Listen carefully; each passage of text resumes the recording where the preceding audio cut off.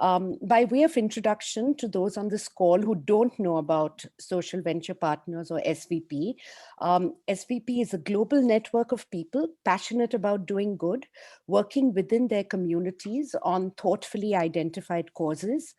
The uniqueness of SVP is the collective impact that partners make by not just check writing, but spending time with these carefully vetted NGOs and giving of their skills, competence, and time. In return, they learn a lot about ground level realities of the social sector and help smaller and medium-sized organizations develop and enhance their impact. Today in India, we have 7 chapters and close to 150 partners, impacting 30 nonprofits across the country.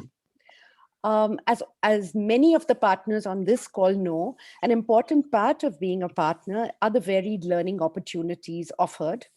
As mentioned, by ground level involvement with partner organizations, by peer learning opportunities, and by more formal education sessions.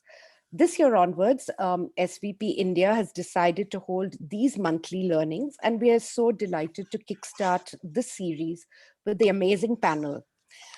Just a few housekeeping notes before I hand over to Govind. Number one is, could we please request everybody to mute and keep populating the chat box with your questions?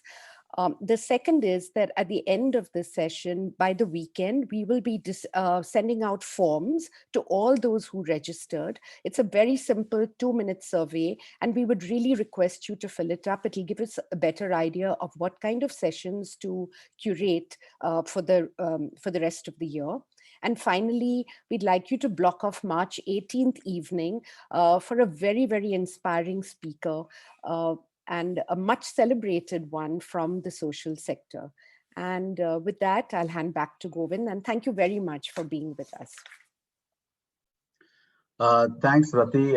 For those who don't know, Rati Forbes is the chairperson of our Pune chapter and has been a very, very active contributor to SVP for many, many years. So my name is Govind Iyer. I'm based in Mumbai, and I'm helping moderate today's session with 3 people, I think, who I can just let go and they will do all the needful. I had no need for any moderation of any sort. Just for giving some introductions, we have Paul Shoemaker, who is, and you know, a couple of housekeeping. What I'd suggest you do is, if you would like to, you could put the speaker screen on so that you can spot the speaker amongst 80 of us. And that way you'll know who's speaking. The second thing is, please put yourself on mute, but more importantly, if any questions you have, feel free to put them on the chat group or send them to Parul Vaidya. Govind, a quick point, the chat is disabled, so it has to be enabled. Oh, okay. Parul, thanks, Louis. Parul will do the needful on that. Thank you for that. Govind, the host can put the spotlight on the speaker. Yeah, okay, that's another great point. I'm learning every day. So that's just any questions. Once Parul has done that, she'll give us a thumbs up so we know it's all done. And we'll go ahead. What we'll do is we'll have the session will have 5 to 7 minutes for each of the 3 panelists, Ganesh, Paul, and Ravi, to speak up. And then we'll open it up to a lot of Q&A, because this is meant to be more a learning session versus a telling session. So we'd love for people to ask any questions around leadership in the social sector. There are many who've had lots of experience in this on this call itself, much more than all of us as panelists also. So feel free to share your views. This is about sharing, caring, and amongst all of us. So no hesitation, others sharing their views as well. So with that, let me take a minute or so and introduce the 3 panelists. Paul Shoemaker is based in the US, and Paul has been actually the founding president or founding chairman, as we call it in India, of SVP International many, many years ago in Seattle. Paul is going to share some very interesting perspectives on his new book, and I won't steal the thunder, I'll let him talk about this very topic, and he can talk more about it. Paul has known India for many years, has been an inspiration for all of us at SVP India, and comes to India often and spends a lot of time with us. So thank you very much, Paul, for joining. We have Ganesh, who was until recently been the chair of SVP India, and I had the good fortune of taking over from him in October. Ganesh again has been part of SVP India since 2012, been part of the founding team and been on the board. He's been a chapter chair for the Pune chapter and does a lot of work in the philanthropic space for the last 10 odd years. So he can tell us more about it. He and Uma, his wife, have been strong philanthropists for many years. Ganesh has also had an illustrious career in the corporate world, so he can talk about the transition, how he made it and what comes there. And finally, he can talk a lot about SVP and how SVP can make a difference in India to the social sector. Ravi, who's been our fearless leader for many years at SVP India from 2012 to 17, who's the one who arm twisted me to join SVP, and I can only thank him for that. Is somebody who's made the journey again in the last 11 or so years, committed to the sector in many ways, has built 3 organizations in the sector, and he can talk more about that. But more importantly, he can share his views on how we as SVP can make a huge difference to the sector as well. So with that, let me kick it off, and I'll ask Paul, starting from that perspective. Maybe Paul, if you want to share some views on this topic, and the floor is yours. Thank you, Govind. It's so good to see so many of you, some familiar faces, and I'm very much looking forward to this discussion. Here's the perspective I come at this from. I think that the world faces a more challenging decade ahead than we have in at least 75 years. And I can kind of speak for the States, but I think that's true globally. We're all a part of the same world. The economic and the social and the health challenges and the inequities are the greatest challenges I think we faced in 75 years as a world. And that's sort of the context for the book that I wrote and the comments that I want to make to all of you. So when I got done with SVP Seattle 6 years ago, what I did was I started into a consulting career, and I took on a number of different engagements. They were in the private sector, in the nonprofit sector, and in the social sector. So I covered all 3 sectors. And about 2 years ago, I began to make some notes to myself, sort of pre-COVID, and in the United States, sort of pre-social unrest. And I was looking at effective change in the assignments that I'd taken on as a consultant. And I sort of kept looking for a formula, sort of the magic elixir to say what's great social change. And what I just kept coming back to was that it's great leadership. That's not a radical idea by any means, but I did Venn diagrams, I did Excel spreadsheets, and I just couldn't get away from it's great people, it's great leadership. What I was able to do was to take the time, though, and to try to sort of distill what were the traits that I thought were the most important. And there aren't any new leadership traits in the world, but what I do believe is there are different traits that are called on at different times in sort of history and the evolution of our countries. And so I think what I wrote the book about, and I'll stick it in the chat, is about what I believe are the 5 most important traits for the decade ahead that we need leaders to show up with. I call these leaders rebuilders. So let me just point out 2 of those for you folks tonight, and we can get into more of that in a discussion if we want to. One of them is cross-sector fluency. This should be familiar to some of you folks as partners. This means people that move between the private and the public and the nonprofit sector easily, fluently. Not just transactionally, not just episodically, not just occasionally, which is where some of us start out. But over time, people like Ganesh, people like Ravi, the folks that I'm talking with, they can move between those sectors very fluidly. And I think the 3 become more and more intertwined. In my book, one of the people that I talk about, I profile 38 individuals to sort of demonstrate these 5 traits. One of them is a woman named Michelle Nunn. She is the director of CARE International, who some of you probably heard of. And she talks about their relationship with Mars Corporation and with Cargill. They're both massive global organizations.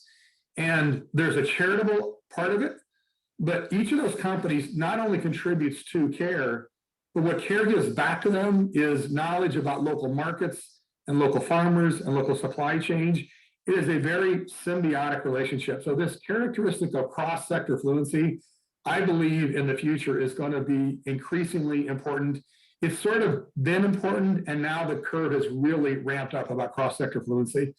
And by the way, I also think we've hit a point where people in the private sector have as much to learn from people in the nonprofit sector as the other way around. We've always sort of assumed it goes one direction, it now goes the other direction. Nonprofit people are used to dealing with incredible sort of vagueness and complexity. The second trait I'll leave you with for now is what I call complexity capacity. We know we've always lived in a complex world. But again, what I'll say to you is I think the changes that we're going to face in the decade ahead, it's an exponential change. It isn't just sort of all the normal things. We're going to add COVID, we're going to add climate. There's just such a range and a complexity of problems. So I think complexity capacity not only means that we as leaders have the ability to take it in, we also have the ability to communicate it back out. And there's going to be such a premium on that. Another fact of this is it isn't just leaders at the top of organizations with CXO and CEO labels. It's going to be people up and down organizations. And what one of the people in the book to me calls organizationless leaders. So leaders that are all over the place. And again, this should be resonant with folks in SVP. If you don't want me to interfere in your nightlife, you will listen to me, that you will exercise on only. No, Ananya, no. Ananya, then I'll take the phone. That was great. The last point that I'll make on complexity capacity, in contrast to our panel tonight, is I have a subsection in my book and I call it, you better have women in the room. And in my experience, when it comes to complexity, on average, women are better at it than guys are. And there's a whole lot of conversation I could have about that. But in terms of leadership, especially the more complex the situation, I've been in too many situations where not having the right women in the room was a failure point or made the solution suboptimal. So the two characteristics I'll sort of start with are cross-sector fluency and complexity capacity. And before I hand it off, what I'll sort of leave you with as SVP partners and folks thinking about it is, we are the kinds of folks that live at these intersections of these sectors in the work that we do. So it's preparing us, I think, for this decade ahead. I also just got done doing a project with another client where I was talking to CEOs across America about racial equity. And the two terms and the two words that I heard most often were about empathy and listening. And those are just not terms I would have heard, 3 or 5 years ago from corporate CEOs. So I just want everybody here to know tonight that I think the work that you do at SVP is important. You are living at the intersection of these sectors. That is increasingly significant. And I think when you're working with nonprofit leaders, the other thought I would leave you with is listen as much as you teach, learn as much as you share, because I absolutely believe it's a two-way street. It's become that way more and more and more, and SVP is a great place for that kind of learning to show up. So I'll leave it for there. I got a book that's coming out in 3 weeks. It's in the chat. I'd love to have a lot of you buy that. That's the basis for my conversation, but it's a real honor to be with you here tonight. And one of the first people I talked to back in 2019 when I was trying to sort out what characteristics and traits were the most important, and I sort of talked to some people I really valued, was Ravi. He was one of the first guys that informed my thinking. So thank you.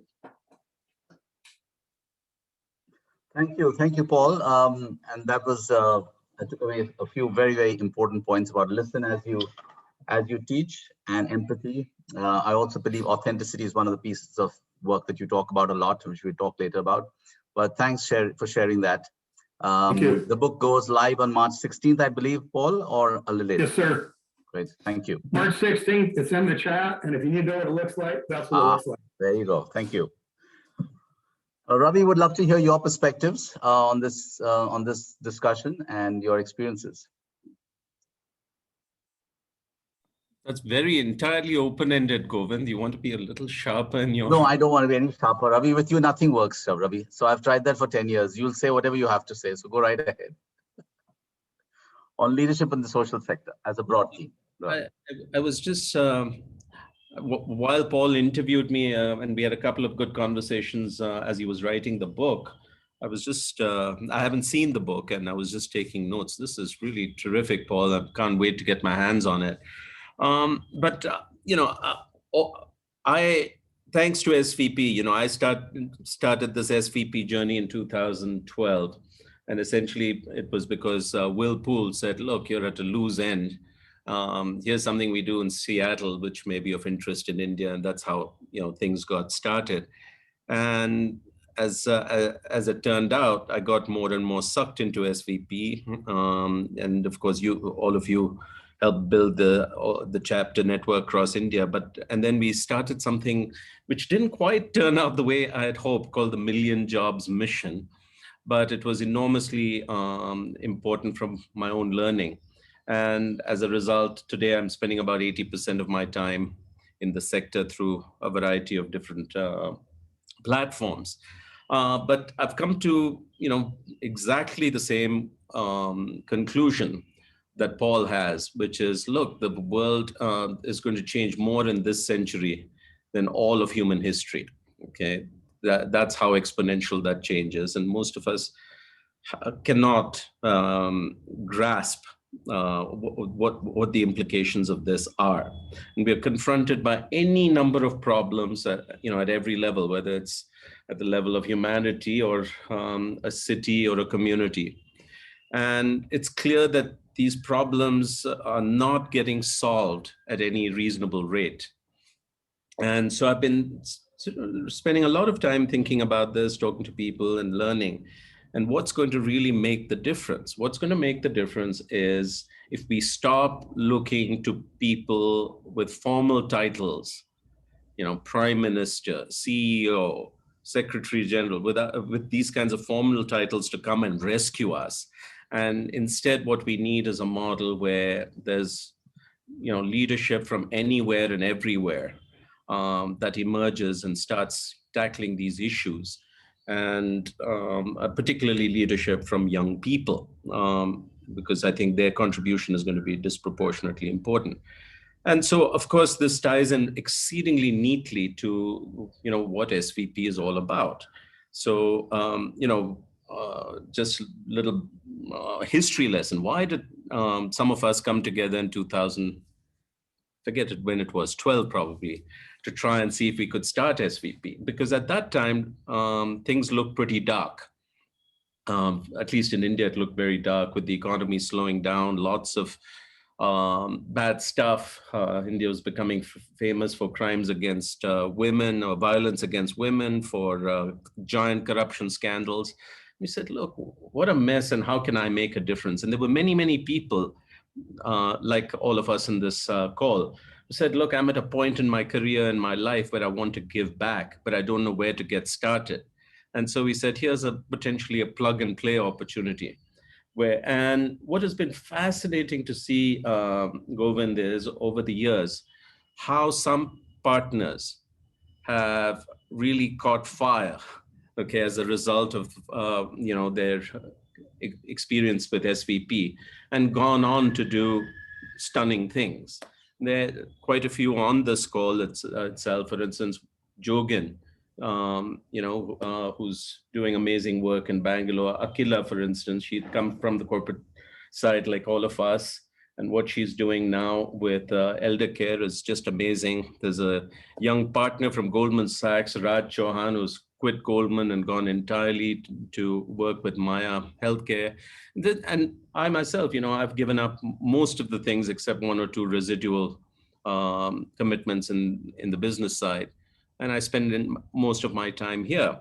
And I think that's what we need, more and more of. People who, as Paul said, regardless where they start out in the private sector or somewhere else, are able to figure out what their purpose in life is and commit themselves to it and provide leadership to important issues of the day.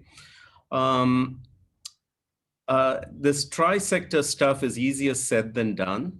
And, I reflect a little bit on, why some people are able to adapt more easily as they move across sectors. And I think I'd say make one or 2 points. I find personally that bringing what is called a beginner's mind to every situation is really important. A beginner's mind is sort of that childlike curiosity, willingness to acknowledge that you don't know much or anything at all, and the humility to listen and learn is incredibly important as we try and tackle these kinds of problems, as we try and cross sectors and so forth. And that's a little hard for people from the business side, because there's this very strong sense sometimes that, I have a lot to share, which indeed you do. but the context is so different that it's better to start out by being a learn-it-all rather than a know-it-all, as Satya Nadella says. So that's kind of one thing. The other important idea that has become clearer and clearer for me is, I had about a few years ago a conversation with an amazing person called Nipun Mehta, sort of in California. He started a movement called Service Spaces. And he introduced me to this idea that there are many, many forms of capital. Money is only one of them, and very arguably the least important of them. Each of us has many forms of capital, including expertise, time, networks, reputation, love. You could go on and on. And so the question is, when you're engaged with an organization or a mission or whatnot, how do you sort of think broadly about how you bring all your different types of capital to bear to help? So that's kind of a second thought that I think is important, because I think we are not yet leveraging all the extraordinary forms of capital that the network has, our partners have. We're still thinking in somewhat limited terms. So I say these things to just provoke a reaction. So, don't get upset or anything. And the third, I think, is commitment. So, particularly, it's true of anything in life that the more you put in, the more you get back. And certainly that's been my observation or experience at SVP personally as well. And when I look at partners who've, again, gone on to do amazing things in their life, a lot of it comes from being very deeply engaged with something as part of this journey. There are too many of us still who are, you start out with SVP saying, I want to learn, I want to figure out what this is about, and I stick my toe in the water. But if 3 years later, it's still just your toe or toenail in the water, then you're not going to get much. So, I think a big part of, what I would encourage is to just plunge in, and afterwards you can evaluate if it's, the plunge was fun or not. But we need, I would argue that commitment is a hugely important factor for yourself, not for anything else, not for anyone else. Anyway, I'm rambling, so I know it's time to end. So over to a more eloquent speaker, which is Ganesh. Thanks, Ravi. Thanks for some of the tips about how to go about making a difference. And I loved your words on commitment and plunging in without thinking too much. And then if the water's too cold, we can always pull out. Ganesh, over to you. Love to hear your words on leadership in the social sector and your own experiences in SVP and everything else around that. Sure. Thanks a lot, Govind. And I think I'm privileged to be in the presence of 5 arm twisters. The first, of course, was Ravi, who kind of arm twisted me to come into SVP, like many of us. And then, of course, there is Govind Iyer, who recently arm twisted me just as I was finishing my term as chair to join Living My Promise, which has actually been fantastic in terms of the number of people who are now embracing that movement. The third, of course, is Paul Shoemaker. And Paul, of course, arm twists me on everything. I mean, we both have a privilege to serve on the global board. So you can't get away without some caustic comment from Paul. And I'm waiting for that to happen in the rest of this chat. The fourth is Luis Miranda, who actually tells me what not to post on Facebook. So I guess I need to be very careful what I say here, Luis. And the fifth, of course, is Parul Vaidya. Parul has been my grandmother for the last 20 years of my life. And she keeps telling me on what I should do, how I should dress, how I should behave, how I should talk, and how I should not talk. So it's going to be a tough one for me in the next 3-4 minutes. Just before we started, I actually called up a few of the girls who are our wonderful general managers or executive directors for the city chapters of SVP in India. And it was actually amazing because they all resonated with the theme that I'm going to talk about, which is that what can we do to see philanthropy happen at scale? I mean, as Ravi rightly said, I mean, you can't leave it to the Prime Minister or the Secretary General of the United Nations. We all have to manage our neck of the woods. We all have to make a difference. And we all have to go beyond the toenail of the water, as you rightly said, Ravi, and really try and make a big difference. And I was thinking back in the last maybe 5 minutes or so to my own journey. And as many of you know, and I won't bore you with the repetition, but I grew up in probably the most impoverished village in this country. And this is a pretty poor country. And there's a little village called Tatisilvai near a place called Ranchi in eastern India. And I was privileged to have a parent, my father, who was very, very active in the social sector. Apart from being a very successful entrepreneur himself, built a very large company in those days called Waxpol Industries. He actually took on the responsibility of making 5 villages around where our factory was more successful, and worked with the Ramakrishna Mission, worked with various philanthropy organizations in India to make sure that there was no child left behind in terms of what he could do to encourage and make things happen. Time passed. I mean, I went off from Ranchi to Mumbai to started working. And I think I was like most people, most younger people coming from middle class backgrounds, really on the search for legitimacy and power and money and what have you. Till at the age of 35, when I was in my first term as CEO of a public limited company called Aptech, it struck me that, look, I mean, we can do all this stuff, but we've got to start giving back. And I know many of people think that, oh, start giving back is after you're 58 or 60 and you retire from your active work. But it struck me that I should start now because I'd seen my father doing that for many, many years. And we started Aptech Foundation and did a lot of good stuff. And then, of course, I moved to the city of Pune in 2001, which was Zensar. And Zensar, again, thanks to some wonderful people like Anu Aga and Pervin Burma, and of course, Rati Forbes was one of the first members of our philanthropic foundation. We started doing excellent work in the sense that, in terms of adopting communities, working in healthcare, making sure that, with partners like Akanksha, for instance, which some of you know in India, making sure that, the young children of the community, the poor children, really found a future for themselves, which is beyond what they had dreamt about. And I think that really took off extremely well. And then when in 2016, I actually finished my corporate career and said, no more of this, I actually thought back to myself and said, look, at the end of the day, my life has been about scale.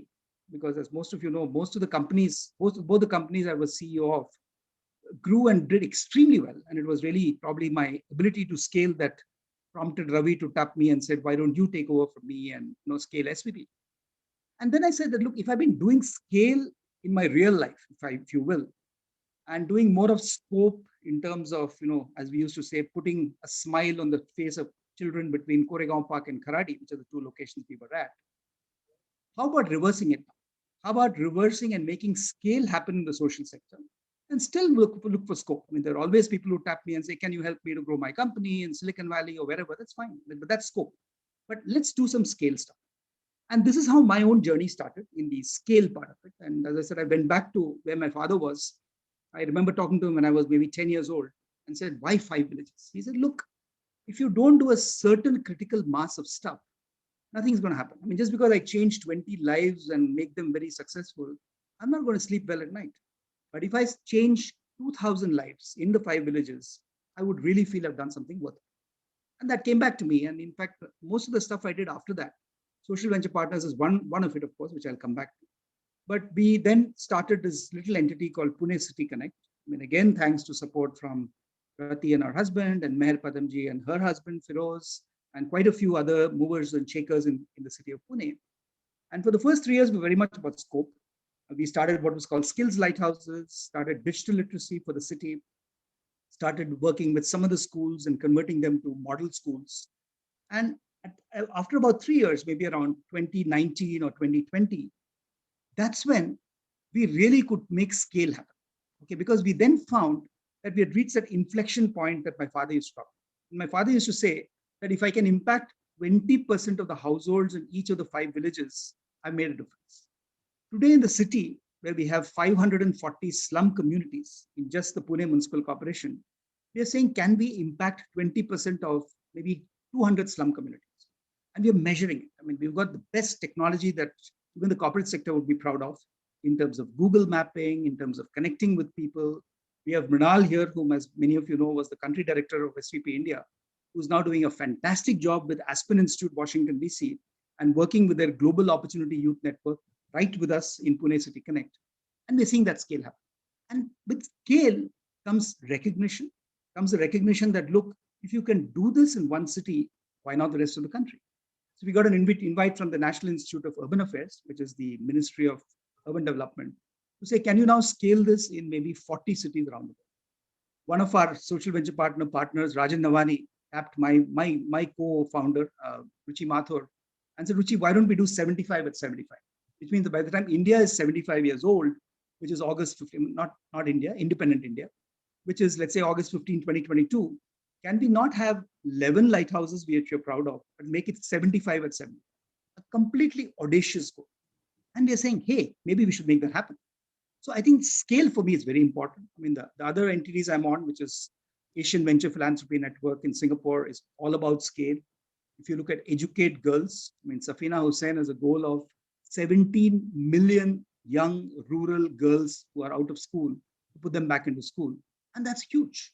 But the minute you have that kind of purpose, I find that means also fall. Because Safina probably has raised, and Louis knows this extremely well, more money for this cause than anybody you know, or anybody I know in the social sector. And that's purely because of the strength of her commitment, the quality of the people she surrounds herself with, and the team she's with. So let me come back to say, so what do I mean for SVP? I think SVP has a great opportunity. And for me, scale is all about what Rohini Nilekani says, Samaj, Bazaar, or Samaj. Now, what that means for many of the people who join from around the world is, how do you leverage the capability of government, the power of business, as well as the need of society, and put this together in an absolutely fantastic way. And that's what we try and do in Pune City Connect, which is now called Lighthouse Communities Foundation, where we actually raise a lot of money from the government because they are there to spend that money on the capital expenditure. We raise a tremendous amount of money from the corporate sector, right from people like Michael and Susan Dell Foundation down to every significant corporate in the city of Pune. And we have started raising it in Mumbai and other places. And very important is understand society, work with social sector partners, but really be able to scale. So my own feeling is, and I'll stop here, I think SVP is incredibly poised to make scale happen.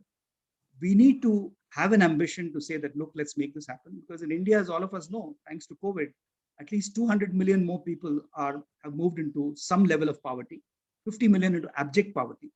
And even if we grow 13.7% next year, as everybody's predicting, we're going to take years to come back to where we were and then to go forward. So let me stop by saying, let's do our bit. I mean, I now stand for something called love and inclusion. And I've really enjoyed being a practitioner of love and inclusion. But if we can take love and inclusion to everybody whose life we can touch, I think that would be leadership for us as partners and well-wishers of social venture partners. Thank you, Govind. Thanks, Ganesh. Thank you. So thanks for that intro. We'll open it up to Q&A. So feel free to put your questions on the group chat again or direct them to Parul and she will share with you. I'll kick it off with one question, but that's all I want to try and keep it to. So please ask your questions. I'm just giving you the time to warm up. So the question really is that, in the social sector, and I'm sure there are experiences from all over the world that can apply, but also in India, from a leadership perspective, if you had to look at we as SVP partners or we as Indian citizens, how can we work with philanthropists to help them achieve their visions and growth? Some may be of scale, some may be of quality, some may be of anything. What lessons can we, or what can we share with them as leaders? And maybe I'll go first to you, Paul, because of something that you've been writing now, especially in the post-COVID era. If there's any one insight or two insights you have, very briefly, and then I'd like Ravi and Ganesh to also comment post that.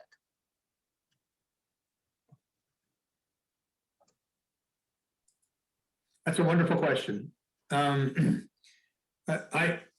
So I would say one part of it is what I talked about earlier, and it's been a theme across all three of us, is this notion of cross-sector fluency.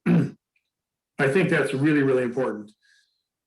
But if I had to talk about maybe one thing that I would suggest that we can bring to the nonprofit sector, as long as we show up with a learning mindset, as long as we show up with 2 ears and 1 mouth, is the notion, the sense of possibility.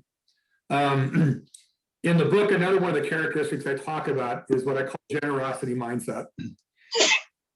Generosity mindset to me is about people that believe that more is possible, people that come into a meeting and look for how do I make more happen because of the people in the room? How do I get the most out of people? And I think for folks that have been successful in one part of their life, you've learned to think with abundance as opposed to scarcity. You have hopefully learned to think with generosity, not just sort of zero sum. And I think that attitude, which is consistent with a lot of things that Ravi and Ganesh talked about, is a really vital thing. I'll say, if you show up with that poorly or inappropriately, it can come across as arrogance or ignorance or not understanding the challenges of a sort of a nonprofit social sector organization on the ground. If you show up with humility, if you show up with a learner's mindset, as Ravi called it, if you show up with love and inclusion, as Ganesh called it, I think bringing a generosity mindset into the sector is one of the most powerful things that we can do, because they're not always used to sort of playing that kind of game. So, Ganesh's comments about scale, in some cases, may or may not be possible. But scale isn't just sort of an abstract intellectual thought, it's also a mindset. So when I hear someone like Ganesh talk, I might say that's not always possible. But what I do think is important is his scale, his generosity mindset. So I think that's, if I had to give you one thing, Govind, to answer your question, I would say sort of bring that kind of mindset to the work. With all of the humility, learning, listening that we talked about today, the generosity mindset can be very powerful. Thank you. Ganesh, any thoughts on that? What's the one or two leadership traits we can work with the sector to help grow the sector as we go along? And the individuals, I'm talking of the CEOs or the leadership teams. You want me to speak, Govind? Ganesh, yeah.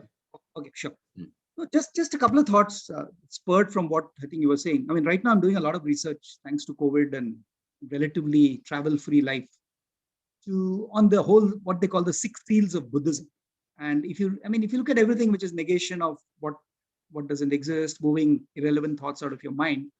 But one thing they come up with, which is I think very much what Paul just said, is that generosity does not need excuses. Okay, to be generous, you don't need to worry about what is the afterlife, what am I going to do, what is the purpose of all this, is my 2 lakh rupees or $10,000, is that going to make any difference? Just go in and do it. I mean, I think that's the whole point that I think we're talking about here. That's one. The second is to complete a thought I was starting off, this whole life of legitimacy we all live. Very early on in life, when I was 30 years old, somebody talked to me about the difference between living for legitimacy and living for legacy. And I think what we all have the power to do on this call, or all have the potential to do on this call, is to really start living out that legacy very quickly. Legacy is not you want your name to be recognized in 40 different airports. That's not the point. You want to leave. Maybe, today I have a theme saying that, look, at the end of every year, I actually write down in a little book saying that, and write down physically, not an email, saying, have I touched and changed the lives of 5 people this year?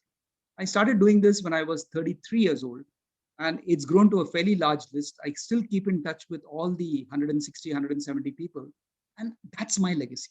And I'm saying, if those 170 people have in turn touched the lives of 100 people each, imagine the power of the network. So I'm saying, I think that's really what we need to think about. I think we really need to think about scale, and as you rightly said, Paul, as something that we can do and that can scale through the network effect, and not worry about being the head of a large organization or an institution, which can make scale up. But I'll come back to that as we go along. But I think moving from legitimacy to legacy, to my mind, is probably one of the most important characteristics of good leaders in the social sector. And again, I totally agree with what you said, Paul. I think that we have much more to learn as corporate leaders from the social sector, and we think we can give to the social sector. It's a very balanced kind of phenomenon. Thanks. Ravi, you've been in the corporate sector. You've also run businesses in the run social organizations.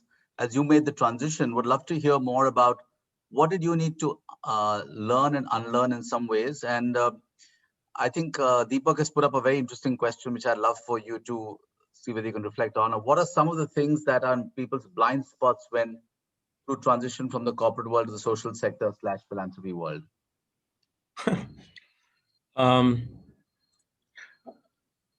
When we started SVP in Bangalore in the first year, and when we were struggling to make our first grants, and just learning the motions of the model, there was loud squawks of wounds and anger and pain from all directions. I'm remembering that. And you were there, Aarti was there, Ganesh was there. And some of the squawks were, how do you make decisions in a grants committee when there's no hierarchy, no rules, and you have to figure it out? Some of it was well-intentioned, partners going into NGOs, and then there's the sound of crashing China. So the road to hell is indeed paved with good intentions. And I think, we've already talked about it several times. I mean, Paul talked about it. I've talked about it earlier. But when it's not enough to have, conviction and good intentions and so forth. I think when you cross sectors, or anytime you move into territory that's new and unfamiliar, it's important to bring in the beginner's mind, to listen and observe before you sort of leap into action, even though from the corporate sector there's this bias to action that leaders have, but to restrain that and to learn a while. I think that is it's very easy to get judgmental. It's exceedingly easy to get judgmental about, why can't they do this? It's so obvious. Okay, why are their processes not like this? Why can't somebody let go? Of many founders of social sector organizations have some challenge in terms of building the next level, getting go. So these things appear so obvious. Why can't they recruit better talent and so forth? And the point is that there are good reasons why things are the way they are. And I think I've constantly had to work on my own tendency to leap to judgment very quickly, to come in there as that know-it-all versus the learn-it-all. So these are all sort of common things. And it's okay to even start, people are willing to overlook those mistakes and so forth, as long as you quickly, you're self-aware. The problem that becomes lethal is when you're doing all this and you're not self-aware and you're wondering why people aren't appreciative of your good intentions. So I think cultivating self-awareness is kind of important. But this stuff, that's one of the most powerful developmental experience any leader can have, is actually go into this unknown territory and so forth. But I'm going back to the earlier question you also asked, how can my own experience also is that, Gandhiji said, find the purpose, the means will follow. Too often we're worried about whether we can have impact because where are the resources going to come from? I found that resources are rarely, if ever, the constraint. Okay, we've raised millions of dollars in the last few years for these, our various missions. People are looking for something worthwhile to be part of, whether they're philanthropists, whether they're companies, whether individuals. So I think the most important thing is to commit yourself to something you're passionate about, and that passion, that commitment becomes contagious, and so lots of people will be attracted to you and your work if you are all in. If you're just one more Me Too casual affair, then you've got lots of competition. I don't know if I'm making any sense. Nope, that's right. Thank you. Thanks, Ganesh. Louise, I think you have a question. I didn't fully get it, or was it a comment? But if you want to take the mic. Not questions. Louise? No, the question I had was, how important is it about feeling good? For someone to, someone feels it's nice, they get excited because they feel better giving away $1 million than making $1 million. And therefore it's that selfish motive also of feeling good that drives you to philanthropy as opposed to the generosity mindset only. Any thoughts on that? Here's the one thing I would add to it, Louise. There's obviously nothing wrong with feeling good. That's a good thing. What I'd suggest the kinds of people that show up in a conversation like this is, and both Ravi and Ganesh have touched on this, it's not just about feeling good or feeling happy. I think it's about feeling that sense of purpose. In the first book I wrote, I actually wrote a section that said, if I had a choice between feeling happy and feeling a sense of purpose. I'll take a sense of purpose. So there's an implication there which says feeling happy or feeling satisfied or feeling good is a positive step, but it's not enough. So to give and feel good is not enough. I do think there are steps beyond that. And it's another thing that we love about SVP is by immersing ourselves in this work and challenging ourselves beyond the check, put yourself in the position to where you do feel it. It does hurt. You're in the pain and you're in the challenge enough that on the other side of that goodness is purpose. So yes, feel good. And all I would suggest to you is, to me, it's more important to feel a sense of purpose than it is to be happy. Well, I just want to bring in a point of experience over here that I've felt exactly in the direction you asked, as well as Louise asked. Many years ago, I was at my son's annual day, and we had a very esteemed speaker, Harsh Mariwala. Many of you might know him on this call. And he asked a question to the kids in the audience, and we were parents sitting there, and I've never forgotten that. It was probably 8 years or 9 years ago, which is, what are the two most important days in your life? And most people will say the day I was born, your birthday, which many of us believe we can celebrate up to a certain point, after which we don't. And he said, what's the second day? And many people resonated, oh, the day my child was born, my grandchild was born, the day I got graduated, the day I got into X school or Y school. And he said, no, the second day is when you know why you've come into this world. What's your purpose for being in this world? And that day happens different times for different people. And for me, that's resonated. And I can only share it on this group with the SVP family and others who've joined is, for me, the purpose was when SVP started for me 10 years ago, which is what said that I could make a difference by being engaged with philanthropy and not giving for philanthropy, which is the point, Louise, you were making earlier.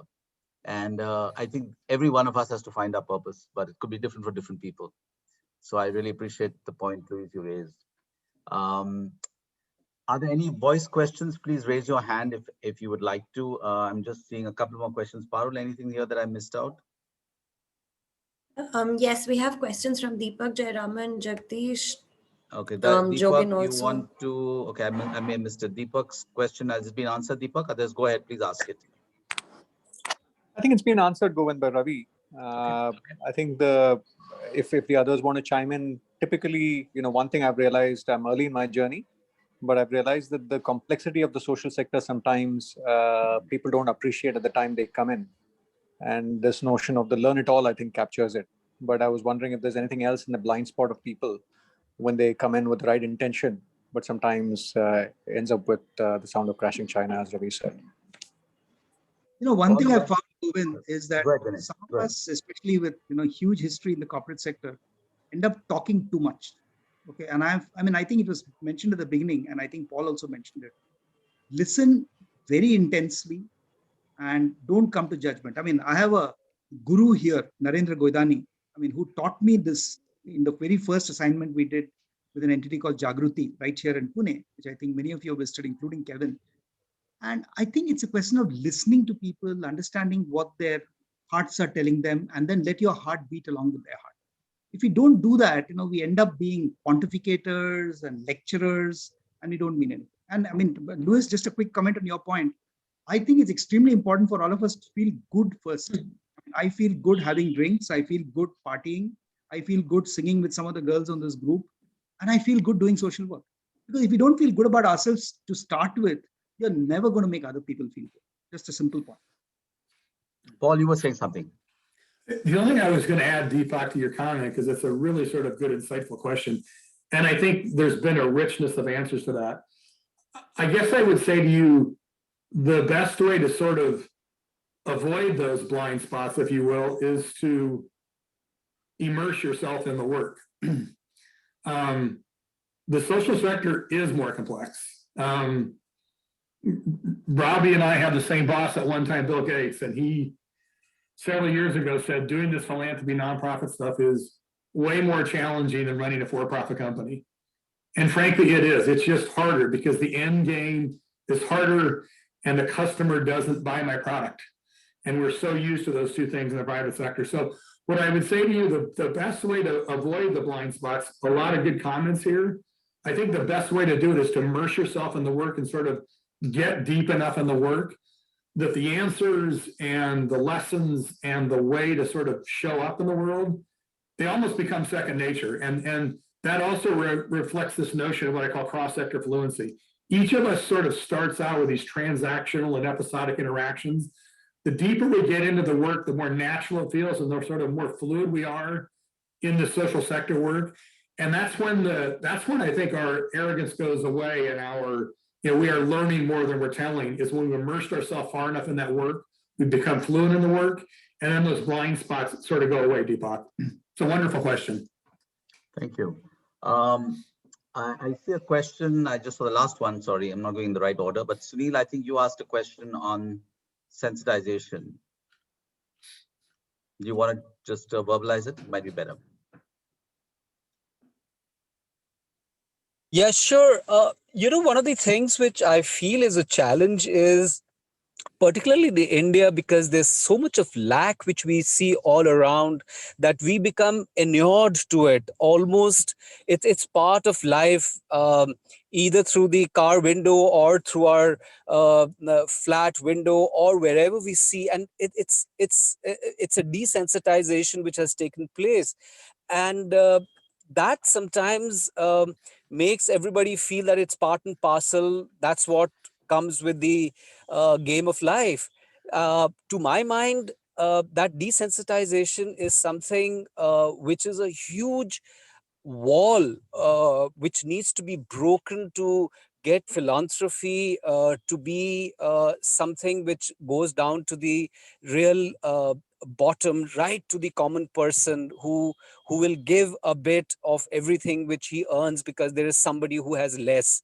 So my question was, first, does the panel agree with that? And second, if that's true, then how do we go about getting over that? Ravi, you want to take that first? Ouch.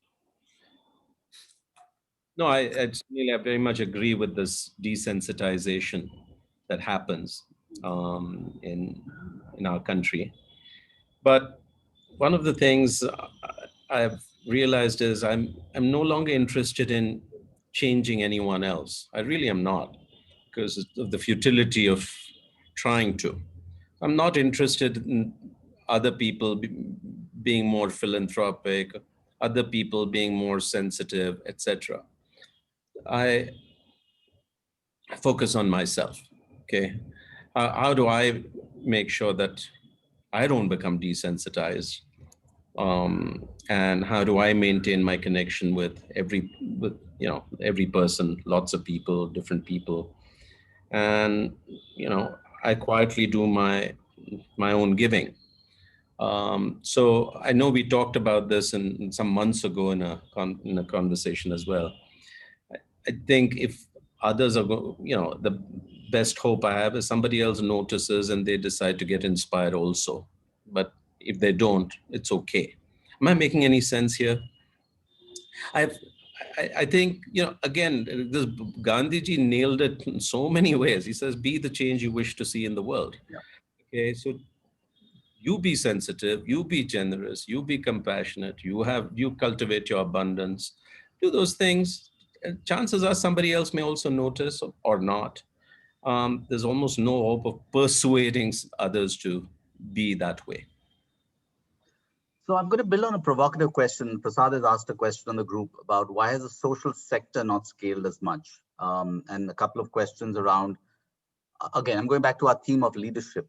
Is there something the 70 of us on this group and many outside need to do to help the scale through people?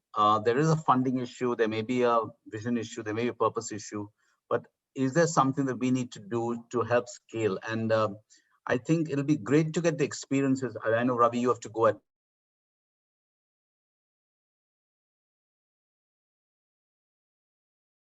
SVP and the few initiatives you've done with the United Nations and otherwise. what is it that we can do to build more leaders? I mean, as SVP, if there could be one purpose we might have, is in the next 3 to 5 years is build an ecosystem with many, many leaders who can build the system. Because we ourselves, few of us go into the sector. We typically stay outside the sector and support the sector. So if there's any viewpoint you have, Ravi, on that, would love it. And then I'd like Ganesh and Paul also to comment the same question. Yeah. So first of all, I think the framing things correctly is important. I don't worry about scaling the sector so much as solving societal problems at scale. The two are quite different. Okay. So if you want to solve large problems, Paul made the point in his opening remarks, almost none of them are solvable by any one sector alone. Government alone can't solve climate change or even get the garbage off the streets of Bangalore. Okay. Neither, business alone can't do it. Social sector alone can't do it. And unless the three come together and citizens come together to tackle these issues, it just doesn't work. And this is true of almost all problems in the social sector. Now, this sort of collaboration is not easy. Okay, you may even intellectually get it, but to actually get people working across this to solve problems in mission mode and suspend their egos and find solutions that work and embrace solutions without regard to whose idea it was, just unnatural as hell. But I think the world is moving in this direction. Number two, solving these large problems does require resources. Okay, and the single most important resource is just talent. Okay, we all sort of notice that so many of the NGOs we work with simply don't have enough talent. Okay, there's a good reason for it. It's not that all cases the founder doesn't want to let go and doesn't want to hire bright people. They can't afford it. Okay, so it takes resources, money to attract talent, to find solutions, scale them, etc. And the social sector is entirely dependent on the other two for its money. And there isn't enough generosity, period. Okay, there's a lot of charity and there's a lot of spare change, but there isn't enough real giving. Okay. And so I think that is a significant factor. Number three, I think we need many more accomplished leaders from everywhere. Could be from government, could be from private sector, to begin to move into this space to tackle these kinds of problems. And we're seeing a first trickle in some countries. I think India is one where we are seeing more and more people beginning to move in that direction, but it has to happen a lot faster. And so, yeah, there's a guy called Tim O'Reilly, who's a friend of mine in California. He runs O'Reilly Media. He's written the most on this. How do we get our best and brightest to not sell ads for things that nobody needs and actually, deplete the world and tackle some of these biggest issues. So, yeah, and so if I look at SVP itself, again, I see a handful of partners who've had their appetite whetted and are now plunging in. We just need to see many more. I don't know how to do it. I mean, it's easy to describe a problem without any clue. Yeah, but I think these are some of the concepts. Okay. I'll stay on for 10 more minutes just listening. Okay. Yeah. Ganesh, you want to share your views on the question that came up on the issue of the sector? How do we scale the sector was the question, but whichever way you want to take it. No, I think what Sunil also said, which is, I don't think we should worry too much about how do we get everybody to participate in philanthropy. And, sometimes that leads to very flawed kind of actions. I'll give you an example. When I was running NASSCOM Foundation, and this was around the time that the CSR bill, 2% of profits to charity or philanthropic causes came through. And we had a whole bunch of companies in a very large conference room and saying, so ask us your questions. And I remember one of the questions was amazing. She said that, look, we are trying to encourage, and this is a very large multinational. And she said, we're trying to encourage at least 100 people every week to spend 4 hours of their time on philanthropy, on volunteering for philanthropic causes. I said, that sounds great. He said, I want to know the CSR, which allows you to kind of set off philanthropic funding against 2% of your profits. He said, suppose I take all of them on a Friday afternoon to a really good 5-star hotel for lunch, just to motivate them to do social work. Can we write that off against the 2%? I mean, I was clutching my head in shame, saying, can a question like this be asked, for heaven's sake? I mean, you got to bribe people to be in philanthropy. So I think it should come from the heart. I love what you said, Ravi, about, I got to do it. I'm not here to be an evangelist to make everybody want to do stuff. But if by the power of my action, I can invoke positive thinking in people and saying that, look, let's follow some role models, let's make stuff happen. I mean, I learn a lot from even listening to people like Kevin and Sophia and Paul and so many brilliant people we have in the US, and even Lily, who's come join from China, Kenji, who's our chair for Japan, or I mean, Mark, who does such great work in Melbourne. I mean, all these are role models.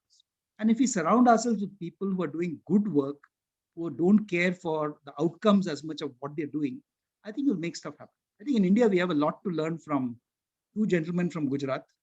One, of course, Mahatma Gandhi, whose name has been mentioned enough times. And the other is a very unusual name, which many of you will hate, Dhirubhai Ambani. I mean, what did Dhirubhai Ambani do? He created happiness amongst a multitude of shareholders. Even that's happiness multiplication. So I'm saying, let's go out to see what we want to do. Let's do our stuff to see how we can make it happen.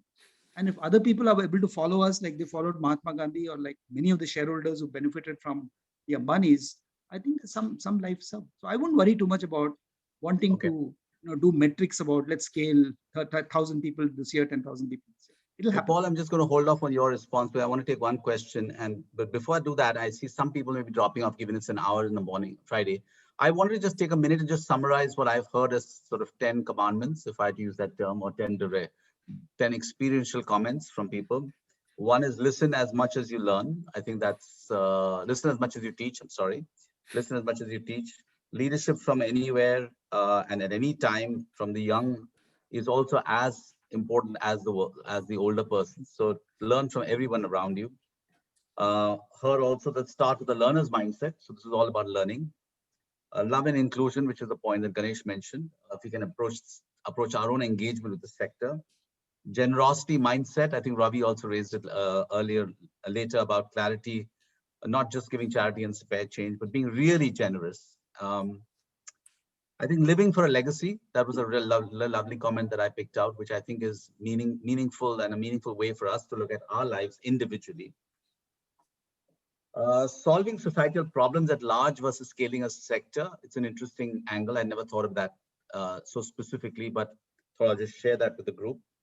I think finding the purpose and the means will follow. Again, another very, very good way of looking at how Paul in 1997, I believe, Paul, when you said the purpose is to start SVPI and do something, and I think the means have followed, and we are where we are today, 20 plus years later.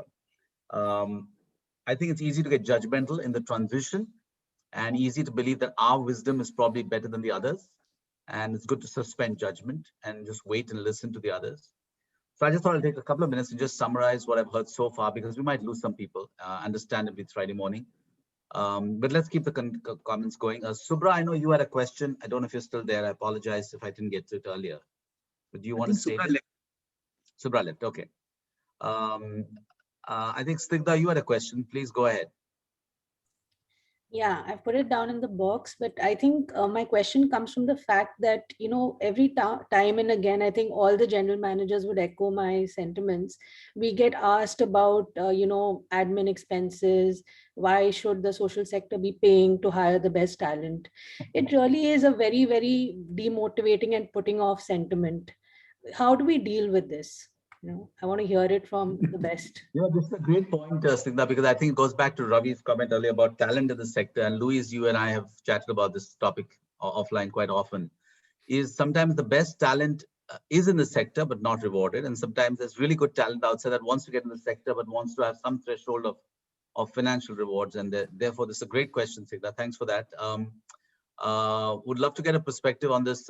Maybe Paul, I'd like to ask you, how is the US which is a far more evolved philanthropic market over the last 40 years, probably done this? And what's the secret sauce, if any, there in terms of making this happen? We have not solved that problem any better than India has. And in fact, I will say, when I think about South Asian and Asian philanthropy, in fact, I actually think in some ways they have an advantage over American philanthropy, because we've laid so many rails and created so many traditions, and we have so many processes that have been laid down over decades that we sort of have to undo. So, a little bit like cell phones, sort of like leapfrog, wired technology in some parts of the world.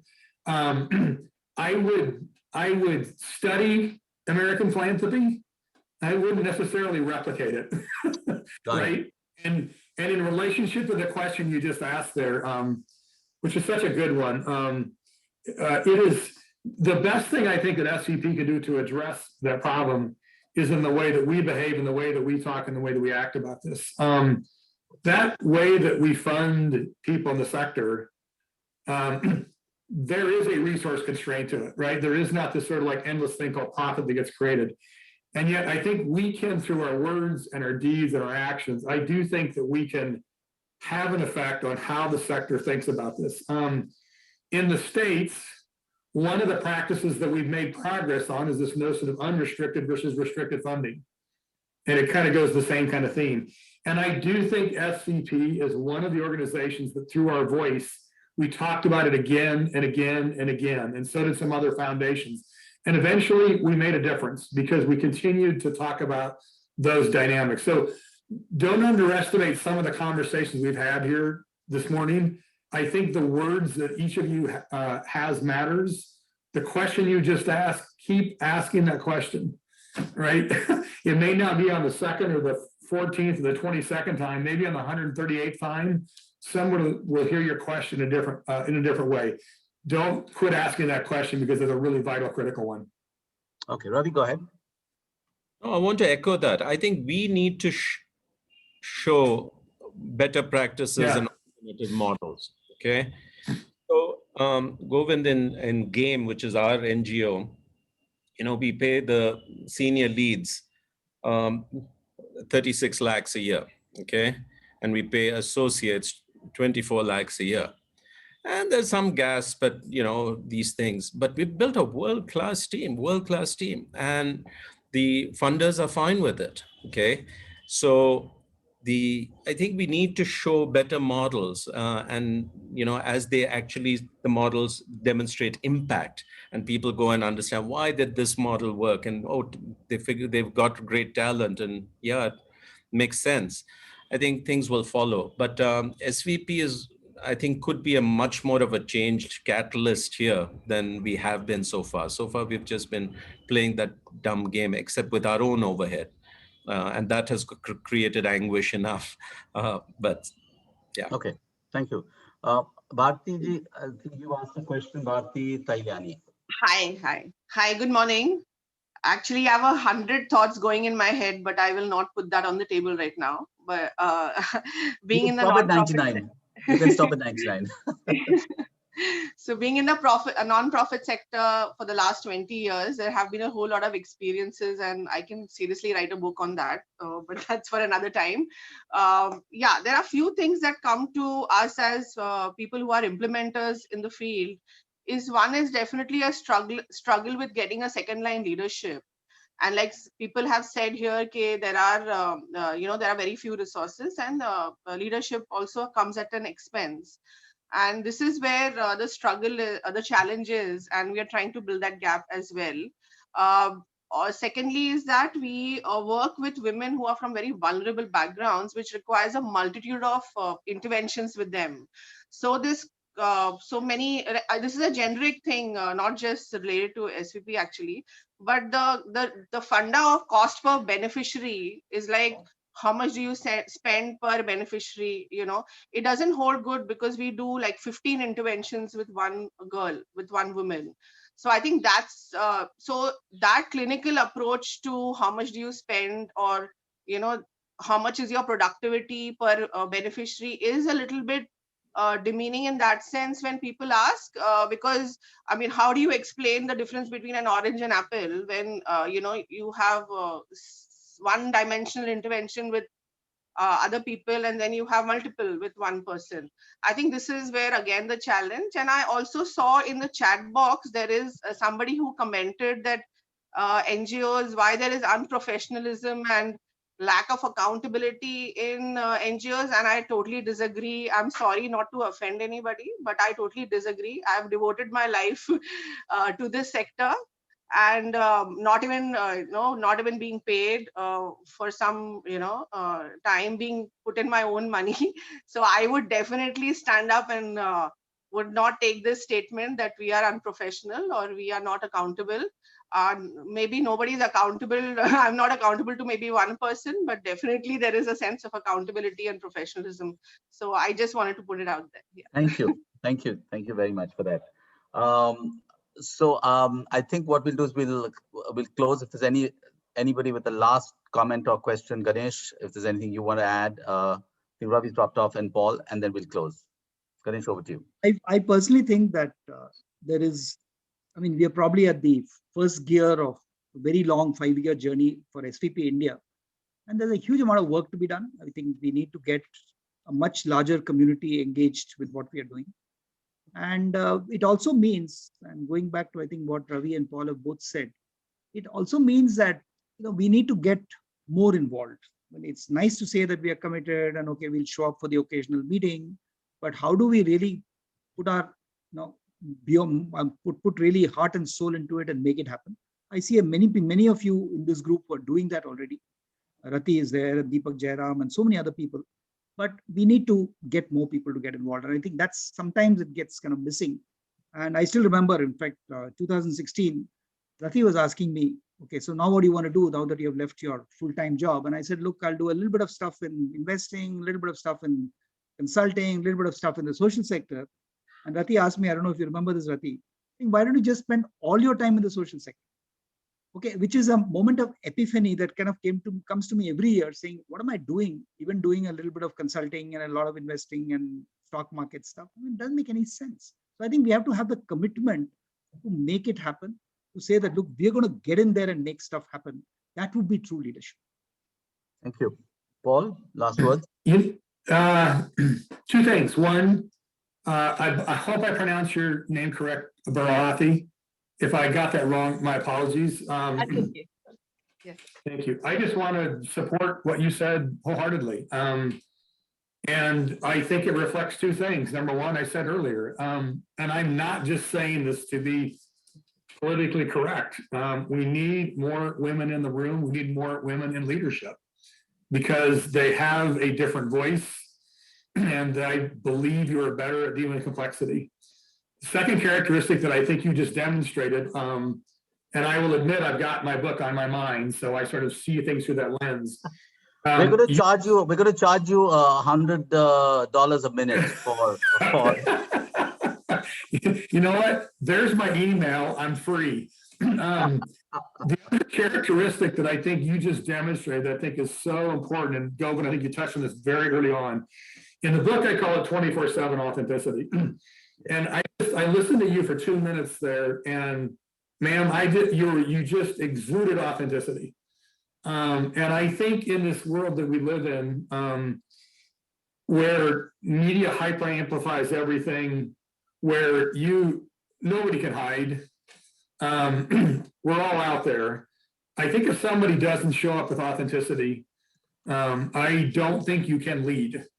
And like a lot of these characteristics, honesty has always been important, for example. But I think there is now an amplification of how important just out and right transparency and authenticity are going to be to leaders. And I just encourage you to continue to use that voice the way that you did. I think it's one of those 5 most important characteristics is how we show up with authenticity. I have gotten so much out of this conversation with you folks this morning, and thank you very much for being here.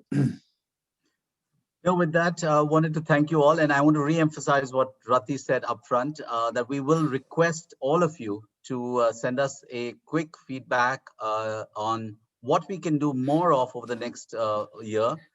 Ganesh allured to that. I know it's about commitment and intensity, but we also want to provide learning sessions. So, and just so that you all also have a small carrot to do that, we are going to plant one tree for every response that comes in to help save the planet, to help make the planet a better place, and to help the environment. So that's our way of saying, please respond quickly. You're doing the world a good. Thank you very much. And thank you all for coming this morning. Appreciate it. Thank you, Govind. Thank you. Thank you, Kevin. Thank you all. Thank you. Thank you. Goodbye. Good night, everyone, or good morning. Thank you. Have a great day.